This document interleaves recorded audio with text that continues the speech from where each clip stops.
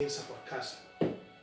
Cuando sea el momento de la venida del Señor, los primeros que vamos a ser juzgados, vamos a ser los pastores, maestros, los conocedores de la ley. No podemos ignorar esto.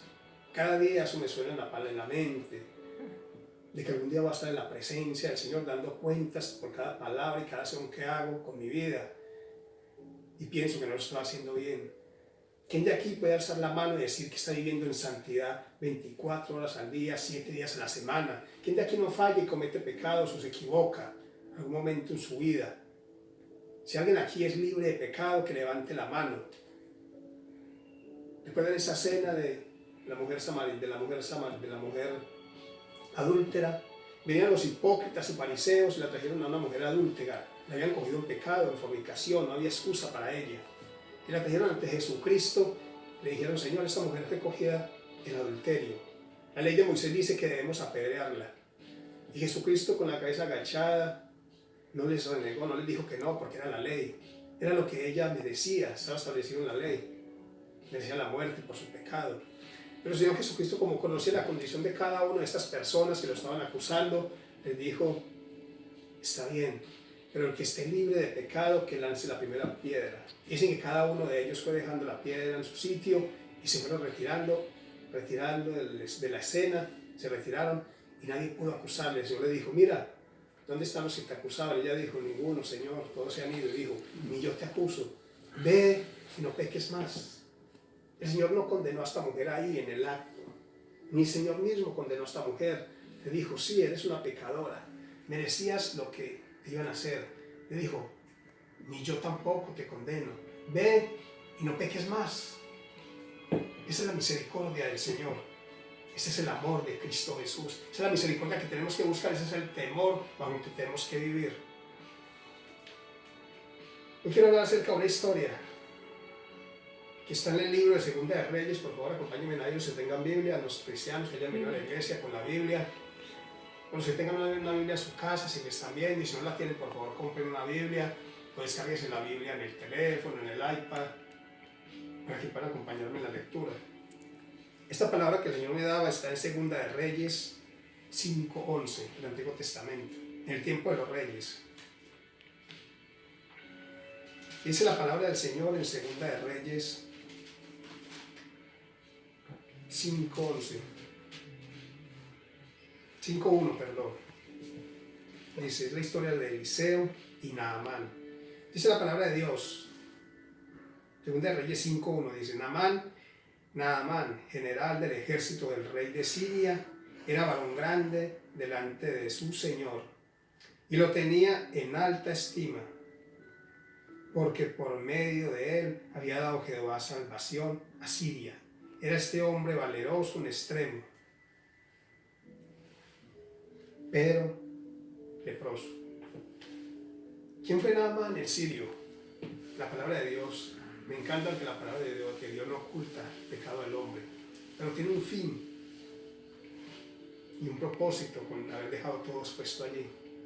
Naamán el sirio, su nombre significa, mira lo que significa el nombre de Naamán, significa agradable. Agradable, un nombre leproso, agradable significa. Dice la palabra de Dios que fue un gran general del ejército sirio en tiempos del rey Joram, rey de Israel. También dice la palabra de Dios que fue un varón grande ante los ojos de su señor, el rey de Siria, Ben-Hadad. Un hombre valeroso en extremo. Y además de todo esto, dice la palabra de Dios, y fue utilizado por Dios para salvar a Siria. Podríamos terminar ahí con la historia de Naamán, el sirio, y lo conoceríamos como un hombre valeroso, un general del ejército de Siria, poderoso, fuerte, valiente, respetado por su rey, y además de eso utilizado por el Señor para dar salvación o para traer salvación a Siria. Pero este hombre tenía un gran problema, tenía una grave enfermedad, tenía algo que no podía ocultar, ni con su poder, porque era un gran general poderoso del ejército de Siria, ni con el dinero que tenía, porque sería un hombre poderoso en dinero, con propiedades, riquezas, oro, plata, ni su fama. No podía ocultar ese problema que tenía con los trajes más costosos y delicados. Así se vistiese con el vestido de seda más fina, tuviese blanca, No podía ocultar este problema que tenía. Ni con el mejor perfume podía ocultar el problema que tenía. Seguro que este hombre se bañaba en los mejores perfumes que habían en la época. Pero ni aún así podía ocultar el problema que tenía. La palabra de Dios dice algo de gran importancia, nos dice algo de gran importancia acerca de este hombre Naamán el sirio. Algo que marcaba su vida.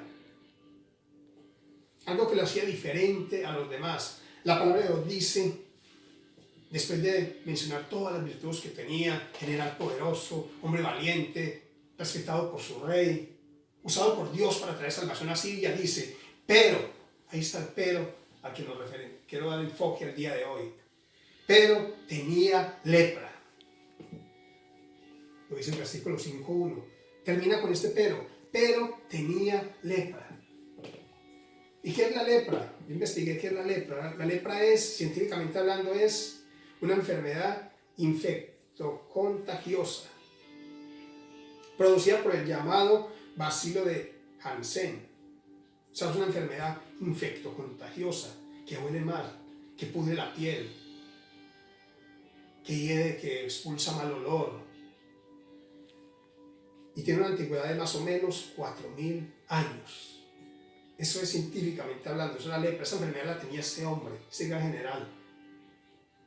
Pero ¿qué simboliza la lepra espiritualmente hablando? Porque yo creo que aquí la palabra de Dios está hablando de él espiritualmente también. La lepra, ¿qué significaba tener lepra en los tiempos de Dios? En los tiempos de los reyes, de los profetas del Antiguo Testamento. No de los apóstoles y profetas de ahora, no, en los tiempos de los profetas del Antiguo Testamento, de los verdaderos. La lepra eran las consecuencias del pecado. Era la marca del pecado. Significaba volverse inmundo ante los ojos de Dios y ante los ojos de la nación de Israel.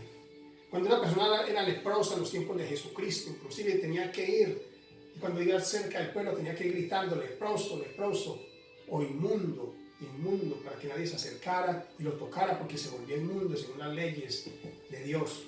Eso significa tener lepra. La lepra era las consecuencias, las marcas del pecado. O sea que este Naamán el sirio era un hombre pecador. Claro, no era temeroso a Dios, era pagano, religioso, creía en otros dioses. Era pecador, era la marca de su pecado. Pero espiritualmente era inmundo ante los ojos de Dios y ante el pueblo de Dios. No lo digo yo, lo dice la palabra del Señor.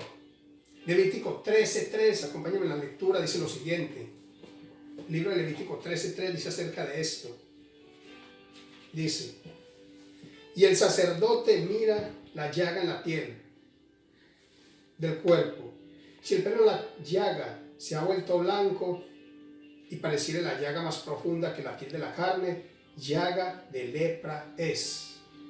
Y el sacerdote le reconocerá y le declarará inmundo. Cuando una persona era certificado de que tenía lepra en su piel, certificado por el sacerdote, era que tenía que hacer ese estudio de la piel, de la profundidad, del color, del olor, de la textura. Y cuando ese sacerdote comprobaba y decía, tú tienes lepra en la piel, ese hombre o esa mujer era declarada inmunda, inmediatamente tenía que salir fuera del campamento, fuera de la nación de Israel, porque era inmunda ante los ojos de Dios, ante los ojos del pueblo. Eso significaba tener lepra en ese tiempo. Lepra espiritual, lepra física. Ese general Naamán seguramente había intentado todo para ocultar su lepra, pero no lo consiguió. Recuerden, era un general respetado, que daba grandes victorias al ejército de Siria, respetado por su rey, valeroso a un gran extremo. ¿Qué no haría este hombre para ocultar la lepra de su cuerpo? Como lo dije antes, con los mejores vestidos, con los mejores trajes, con el mejor perfume para disimular la hediondez de su enfermedad. Pero no lo podía conseguir, no lo pudo conseguir. Nada de esto pudo quitar esa lepra que tenía. Lo mismo sucede con nuestra vida. A los hombres, como decía la pastora, podemos engañar. Tal vez ante los hombres podemos parecer santos y perfectos, sin equivocación, hogares pulcros. Muchas veces uno ve parejas, hogares, y uno los ve casi que perfectos, no le falta sino la aureola, la cabeza. Se hablan con amor, con respeto en la iglesia, con educación. Pero de puertas para adentro no es así. Viene una falsedad, una hipocresía. Y el Señor los ve. Hay hombres que aparentan ser perfectamente pulcros, todos unos caballeros, unos señores en la calle, ante sus compañeros, ante sus amigos, ante los demás, pero en casa no son los mismos. Hay mujeres igual, que en la calle se presentan cultas, respetuosas, amables, cariñosas, tiernas, pero luego en casa no lo son. Esa lepra espiritual la podemos tal vez ocultar a los hombres, como también lo hacía Naamán. Pero cuando ese hombre se quitaba esas vestiduras reales de guerra, de batalla, en su intimidad, en su cuarto, el espejo reflejaba la lepra que tenía en su cuerpo. Dios veía esa lepra que tenía Naamán en su cuerpo. Así nos ve el Señor, ante Él estamos desnudos, ante Él no podemos ocultar el pecado. Él ve todas nuestras acciones. Yo soy de cada palabra que decimos, cuando estamos a solas o cuando estamos en público. Ante Él estamos desnudos, lo dice la palabra de Dios. En Marcos 4:22 dice lo siguiente: porque no hay nada oculto que no haya de ser manifestado, ni escondido que no haya de salir a luz. Todo saldrá a la luz. Todo pecado, tarde que temprano, sale a la luz. Toda mala acción. Si estás robando en tu compañía donde trabajas, algún día te van a ver. Si estás siendo infiel a tu esposa con tu secretaria, algún día eso se va a descubrir. Si estás hablando mal de tus vecinos, si estás andando en chismes, algún día te van a descubrir. Todo va a salir a la luz algún día. Otro ejemplo de la lepra como marca de pecado, como castigo de pecado, perdón. Otro ejemplo fue María y Aarón, los hermanos de Moisés. Esta historia está en Génesis, en Éxodo. La historia de María y de Moisés. Dice la palabra de Dios, por el tiempo no la puedo leer, pero más o menos resumiéndola dice, está en Números, dice que Aarón y María hablaron contra Moisés. Dice la palabra de Dios que murmuraron contra él, porque Moisés se había casado con una mujer cusita, o sea, con una mujer africana, morena. Dice la palabra de Dios que Dios los escuchó. Y en el versículo 12:4 de Números, miren lo que dice la palabra de Dios acerca de esto. Números 12:4 dice: luego dijo Jehová a Moisés, a Aarón y a María: salid vosotros tres al tabernáculo de reunión. Y salieron ellos tres. Entonces Jehová descendió en la columna de nube y se puso a la puerta del tabernáculo y llamó a Aarón y a María, y salieron ambos. Y les dijo: oíd ahora mismo mis palabras.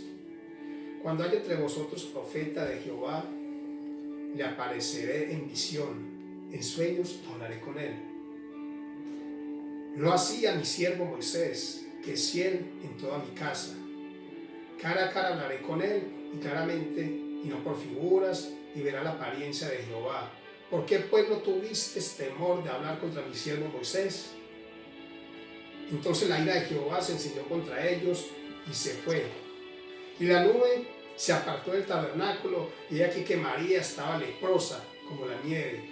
Y miró a Aarón, a María, y aquí que estaba leprosa. O sea, María y Aarón hablaban contra su hermano Moisés. Dijeron: ¿por qué el Señor solamente habla a Moisés? ¿Será que no puede hablar contra nosotros, también a nosotros? O sea, sintieron envidia, hablaron de Moisés, pensaron mal.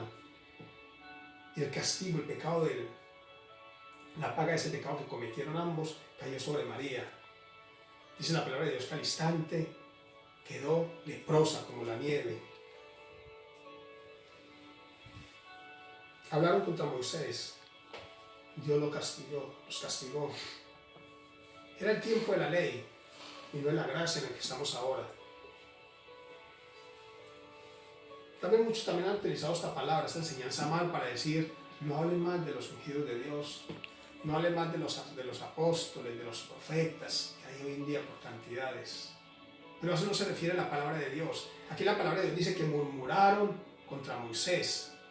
mal, pensaron mal, hablaron mal de él, sintieron envidia en su corazón, por eso los castigó Dios. No es que tengamos que ver cosas raras en la iglesia, malas enseñanzas, malas doctrinas, y tengamos que quedarnos callados cuando vemos que predican lo que no es verdad, cuando dan falsas enseñanzas, cosas que no son bíblicas, cuando hacen cosas antibíblicas en la iglesia. No es que tengamos que quedarnos callados, de decir, no, porque no puedo hablar del pastor, no, porque no puedo hablar de este siervo que se predicó la palabra, porque está prohibido. No es eso a lo que se refiere. Debemos ir con amor y soltarnos con la palabra de Dios, decirles, hermano, hermana, pastor, pastora, lo que tú estás predicando no está en la palabra de Dios. Esa enseñanza no es bíblica. O demuéstrame, dame la base bíblica sobre lo que estás enseñando. Eso sí lo podemos hacer. Pero ellos lo que hicieron acá fue hablar y murmurar mal contra Moisés, contra el amigo del Señor, contra el siervo de Dios. Por eso Dios castigó a María con lepra. El pecado tiene graves consecuencias, dice la palabra de Dios. Romanos 6:23 dice lo siguiente: porque la paga del pecado es muerte, y la dádiva de Dios es vida eterna en Cristo Jesús, Señor nuestro. Porque la paga del pecado es muerte. Esa es la paga del pecado. No solamente una muerte física, sino una muerte espiritual. María fue separada del acampamento de Dios 7 días porque se le contaminó con lepra. Porque se hizo inmunda ante los ojos de Dios y ante los ojos del pueblo. Tuvo que estar 7 días fuera del campamento hasta que Moisés clamó por Aarón y especialmente por María. Dice la palabra de Dios que el Señor perdonó a María y la lepra fue quitada de ella y nuevamente pudo entrar al campamento. Que el pecado no nos separe del amor de Dios y de su misericordia y de su palabra. Que nada en este mundo nos separe de su amor, de su misericordia, de su protección, de su fidelidad, como sucedió con María, que fue apartada de la presencia del Señor. Que fue apartada del campamento también porque se convirtió en persona inmunda, pecadora. Que nada nos aparte de la presencia de Dios, que el pecado no nos aparte de la presencia de Dios, que la murmuración, que el chisme, la idolatría, la falsedad, la hipocresía, la blasfemia no nos aparte de la presencia de Dios, de su palabra. Este hombre Naamán el sirio intentó todo para sanarse de la lepra, pero no lo conseguía. Ni los médicos, porque visitaría a los mejores médicos de su tiempo que había, ni el poder, ni el dinero lo podían sanar. Seguía siendo Naamán el leproso. Naamán no sabía que el único que podía sanarlo era Dios, era Jehová. Él no conocía a Dios, él no tenía una relación personal con Dios, él no había oído hablar de Dios. Él pertenecía a un pueblo pecador, idólatra. Su rey era un idólatra, iba a adorar al templo de un dios pagano. Él tenía que ir con su Señor a acompañarlo. Él no conocía a Dios, no había oído hablar de Dios, de Jehová de los ejércitos. Él no tenía relación con Dios ni con su palabra. Él no sabía que Jehová podía sanarlo y que Él tenía misericordia de todo aquel que lo busca de corazón. Él no conocía estas palabras. Tal vez Naamán ya había perdido la esperanza de ser sanado de su lepra. Porque Naamán no tenía un Dios poderoso como lo tenemos nosotros. Naamán no conocía al Dios de lo imposible, que es el Dios al que nosotros servimos y es el Dios que predicamos. Para Dios nada hay imposible. Jesucristo es el único que puede limpiarnos del pecado. Eso lo dice la palabra de Dios. El único que tiene poder para perdonar nuestros pecados es Jesucristo. Ningún hombre, ninguna mujer puede perdonarte tus pecados, solo Cristo Jesús. Pero Naamán no había hablar de Dios, de Jehová, y mucho menos de Jesucristo, porque no había aparecido en escena. Pero Naamán no sabía que el único que podía perdonarlo y sanarlo era Dios. Y hay muchas personas en este mundo que no saben que el único que puede sanarnos y perdonarnos es Cristo Jesús. No ningún hombre, no ninguna mujer, no ninguna religión, no ninguna iglesia, solo Cristo Jesús nos sana y nos perdona. Juan 1:29 dice la palabra de Dios: el siguiente día vio Juan a Jesús que venía a él y dijo: he aquí el Cordero de Dios que quita el pecado del mundo. Es el único que puede quitar el pecado del mundo. Jesucristo, el Cordero de Dios. La sangre de Cristo es la única que tiene poder para perdonar todo pecado, toda maldad en los hombres. Juan 1:7 dice lo siguiente: pero si andamos en luz, como Él está en luz, tenemos comunión unos con otros. Y la sangre de Jesucristo, su Hijo, nos limpia de todo pecado. Solo la sangre de Cristo Jesús nos limpia de pecado. Ni tu dinero te puede perdonar, comprar tu perdón, ni la salvación. No son tus diezmos ni tus ofrendas lo que te van a salvar, ni los pactos que tú haces, porque ya desde ahí estás fallando si haces pacto con Dios. Solamente la sangre de Jesucristo nos limpia de pecado y nos perdona, y es gratis. No tiene precio. Para nosotros no tiene precio. Para Jesucristo sí tuvo gran precio en esta salvación. Pero si queremos ser salvos y perdonados y limpiados de todo pecado y toda maldad, solamente tenemos que ir a la presencia de Jesucristo, clamarle, pedir misericordia y pedirle a Jesús que nos limpie con tu sangre preciosa, y Él lo hará, dice la palabra de Dios. Pero Naamán había escuchado acerca de este Dios poderoso y fiel y misericordioso. Él creía en sus dioses paganos, porque eran idólatras, y no había conseguido ser sano.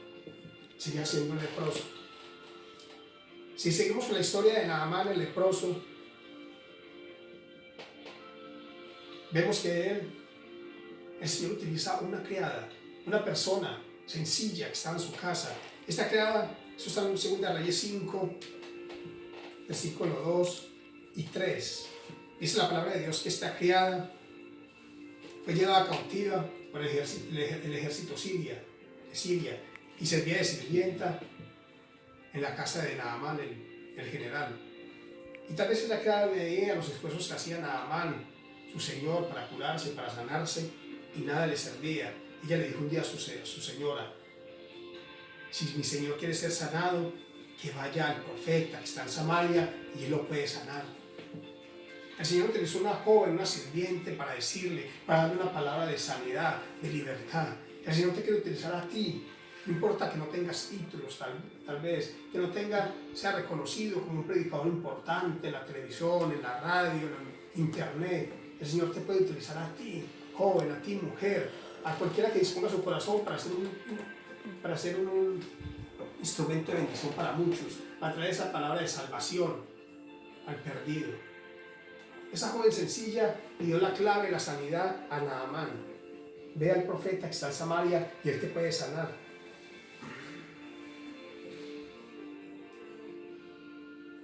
Él te puede quitar la lepra, le dijo ella, su señora.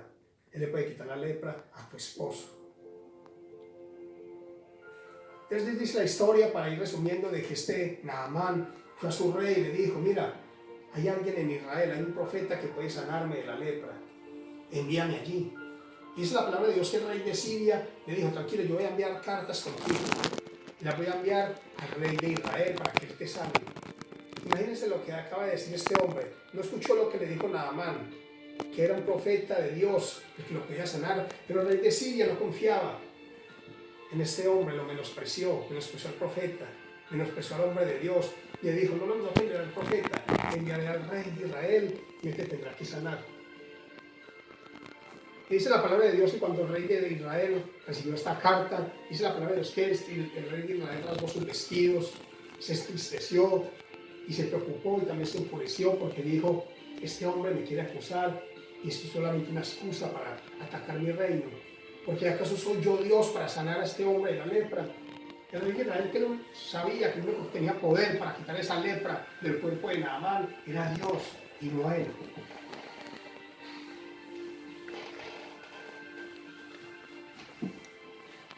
Y se preocupó, porque pensó que era algo, que era una excusa que tenía el rey de Siria para atacar a Israel. Pero dice la palabra de Dios que cuando el profeta Eliseo oyó que el rey estaba preocupado, le dijo: no te preocupes, rey, envíame aquí a Naamán el sirio y él sabrá que hay profeta en Israel. O sea, él sabrá que Dios es poderoso para sanarlo de la lepra, porque para Dios no hay nada imposible. Seguimos leyendo la historia, los versículos 9 y 10. dice que Naamán llega a la casa de Eliseo y toca la puerta. Y tal vez en su imaginación pensó cómo iba a ser sanado. Recuerde que Naamán era un general, un hombre importante, un hombre de guerra. Iba rodeado de su ejército. Era un hombre importante.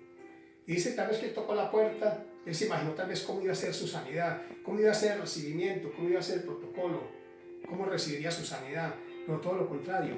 Si leemos la historia, vemos de que dice que Eliseo mandó a su criado, a su siervo Giezi, y le dijo, mira, si quieres ser sanado, ve a las aguas del Jordán y zambúllete 7 veces y a la 7ª vez serás limpiado de tu lepra. Solo eso. Y dice la palabra de Dios cuando le enseñamos la historia que este hombre, Naamán el sirio, se enfureció y dijo, ¿acaso no hay aguas también en Siria, como las del Jordán, y mejores que ellas? ¿Por qué se enfureció? Porque era un hombre orgulloso, porque él pensó que cuando llegara y tocara las puertas de la casa del profeta Eliseo iba a salir y se iba para frente a él, tal vez se iba a arrodillar, iba a rendir pleitesía, y tal vez se imaginó, dice la palabra de Dios, que iba a orar al cielo, iba a alzar la mano, iba a orar al cielo, iba a tocar la llaga, y esa llaga iba a ser sanada. O sea, todo un protocolo, porque Naamán confiaba en el hombre, en el Dios. Naamán no había tenido una relación personal con Dios. Naamán no conocía a Jehová de los ejércitos. Él creía que el que iba a sanar era el profeta Eliseo, y por eso se enojó, porque no fue así. Porque Eliseo le dijo, no soy yo, sino que la palabra de Dios.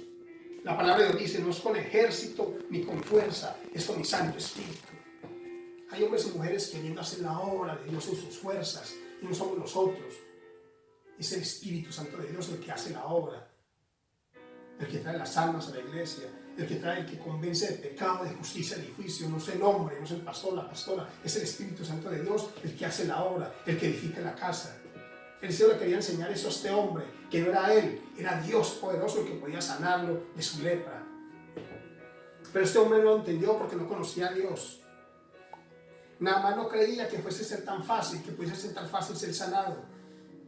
Él creyó esto como tal vez algo imaginario, como algo irrisorio, como algo ridículo. Que tal vez iba a ser ridículo el general del ejército de Siria bañándose en las aguas del Jordán.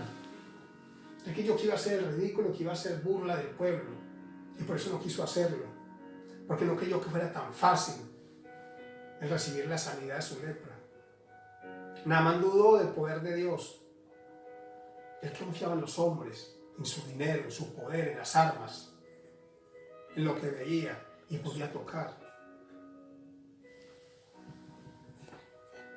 ¿En quién ponemos nosotros nuestra confianza cuando llegan a nuestra vida momentos difíciles? Cuando te llega a nuestra vida tal vez la enfermedad, cuando llegan a nuestra vida tal vez crisis económicas. ¿En qué ponemos nuestra confianza? ¿En Dios y su palabra o en los hombres? ¿A quién acudimos en los momentos difíciles de nuestra vida? ¿En quién buscamos apoyo? ¿En quién buscamos consuelo? ¿En quién buscamos dirección? Cuando vamos a tener que tomar una decisión, cuando tenemos que tomar una decisión difícil en nuestra vida. ¿A quién vamos? ¿A la palabra? ¿A Dios? ¿O vamos a los hombres y pedimos consejos de hombres, de mujeres? ¿En quién se apuesta nuestra confianza verdaderamente como hijos de Dios? Dios tiene un tiempo determinado para darte lo que te prometió. ¿Tenemos paciencia para esperar los tiempos de Dios? ¿Dejamos que Él obre a su manera? ¿O queremos ayudarle a Dios? Muchas veces queremos ayudarle a Dios. Muchas veces no esperamos el tiempo de Dios.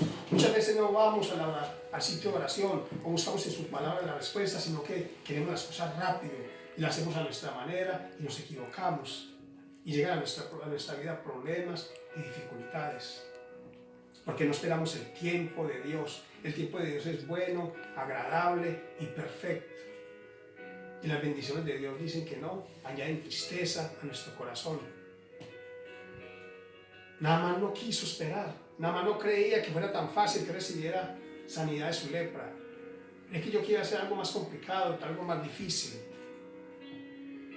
El Señor no obra de la manera que nosotros pensamos. Él obra con cada uno de nosotros de una manera diferente. Muchas veces queremos ayudarle a Dios y nos equivocamos. Recuerda la historia de Sara y Abraham. El Señor le prometió a Abraham un hijo. Y Sara, viendo que ya Abraham era muy viejo y que ella también era estéril y vieja, avanzada en edad, le quiso ayudar a Dios. Y le dio a su sierva, a Agar, para que tuviera un hijo con Abraham, porque era una mujer joven. Le quiso ayudar a Dios. Y mire las consecuencias tan graves que eso tuvo para la historia, para la nación de Israel. Todavía la estamos viviendo. Están en guerra desde el primer día judíos, el pueblo de Dios, con los musulmanes, con los palestinos. Desde ahí viene ese conflicto, porque Sara le quiso ayudar a Dios. El Señor tenía un tiempo, unos planes con Abraham, un tiempo y un momento, una fecha establecida, pero no esperaron el tiempo de Dios y se equivocaron. Y todavía estamos pagando las consecuencias de ese error. Ha habido guerra entre judíos y musulmanes desde los tiempos de Abraham hasta los tiempos de hoy, todavía se ven. Nosotros, cuando llegan esos momentos difíciles a nuestra vida, confiamos en la gracia de Dios. Creemos verdaderamente en nuestro corazón que la salvación es por gracia, como dice la palabra.